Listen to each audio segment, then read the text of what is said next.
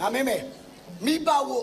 မိဘဝ ဟိုတုန်းကမိဘဝမလိုချင်ဘူးနော်အခုခေတ်မိဘဝကိုလိုချင်တာ အခုခေတ်မိဘဝ ဟုတ်တယ် မိဘဝတားကိုစူရင်ဆရာပင်မခံเจ้าမရန်ဖြစ်မတက်ရင်နေကျူရှင်ငွေပေးအောင်မြင်ရေးလွယ်ဝင်ငါသွဲဖခင်မဲတို့တာ မစိုးဘူးဒီလူတော့မစိုးအဲ့ဒါဆိုသားသမီးကို တာသမီးဝကျွေးမွေးမှုပြက်မိဘဇုံကံအမွေပြန်လူအိမ်တောင်ပြုတ်ကြရောက်ခမမျိုးနွယ်လှုပ်ကျွေးတယ်ကျင့်မွယ်သားတို့တာရပါချမ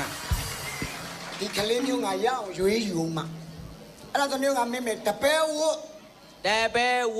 စာကိုခိုးချစုံမပြန်အော်အဖေါ်နဲ့ကြောင်းပြေတင်တာမကြက်ဇာရိတပြက်လို့တပဲဝမချွတ်ငါကူတာ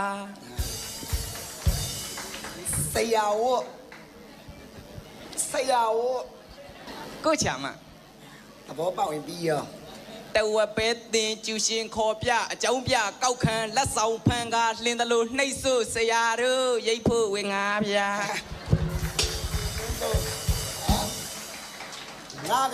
ငါလည်းတစ်ချက်မှကောင်းမပြောဘူး ခံစားချက်တွေပွင့်ထွက်လာတာရိုက်ခံမလို့စီ